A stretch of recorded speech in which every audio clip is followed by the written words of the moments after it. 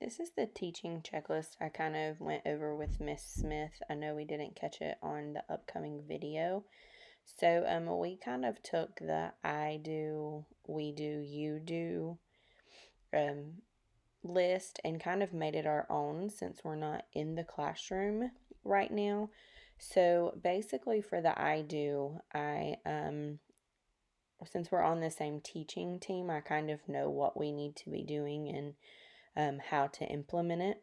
So I go over kind of what we're going to be doing and um, do it within my class. And once I have it set up, I share with Miss Smith through a screencast or video conference, sharing screen, or something like that, and kind of show her what to do and how to do it and how to implement it within her classroom.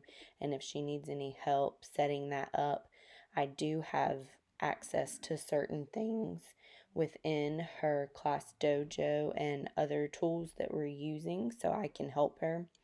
And then we kind of move to the you do, and that's letting her implement it with her kids and her kids kind of doing the work that we um, need them to do. I know this is a very uncertain time for everyone, and we're just trying our best to figure it out right now. So, I've actually been using my coaching strategies for our whole first grade team, which has come in handy for all of us at this time.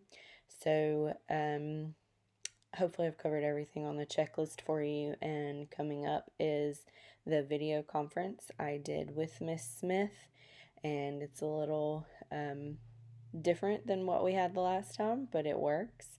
And hopefully, you get the information you need out of it. Here you go. All right, we're back here with Miss Smith a little differently this time, but we have actually gone over her checklist and things. So we're just going to kind of talk about how we've been using some of the tools that we went over with the last time on our new digital platform. So tell me a little bit about how you've been using iReady for your students since they've been at home. I have used the math to keep them up to date on their fluency and keep them current, using the lessons to reinforce what we've already learned. And also, there have been some new skills introduced as they were ready for it. And then for the reading, to keep them working on their comprehension skills and sequencing. Also, some vocabulary introduction and review. Have you had any luck using Raz Kids since the students have been at home? Yes, I have, and it's kind of strange. Though I've got one child. That's the only way I know what he's doing is he's doing the Raz Kids. Everyone seems to be successful. I've got some that are working harder than others and working more than others, and some are working very little, if any at all. I've had one child who moved up a level, but it would not allow him to do that because he had not passed some quizzes. So I had to go in and reassign those texts for him. And then once he passed and the quiz reread and passed the quizzes, he was able to move up to the next level. I like the way it tells me, if they're missing a comprehension, if they're missing sequencing, characters, anything that tells me the skills that they're really not doing well in. And then also it tells me how much time they've spent actually on task. Oh, I like that. Okay. And I know the next thing that we're going to talk about is kind of our teaching models, which we've already talked about.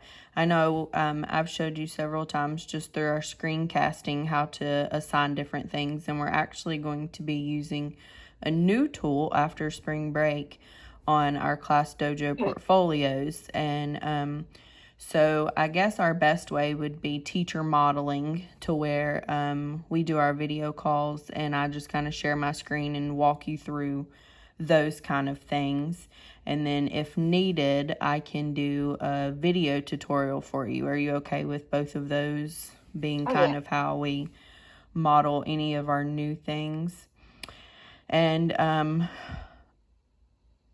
are you seeing any changes in how students are using these? Because I know they weren't too familiar with them. Do you find them that they're very easy for your students to use now? Yes.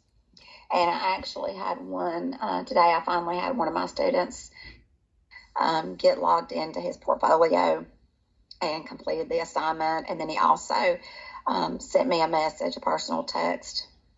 So I really liked being able to see him and hear him read.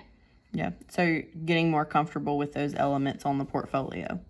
Yes. All righty. Well, we'll set a time. I know we kind of have to juggle these times to get back and forth, but we'll set a time to get all of those things together after our collaboration meetings one morning, and you can reach out to me anytime you need to. Sound good? Fabulous. Thank you.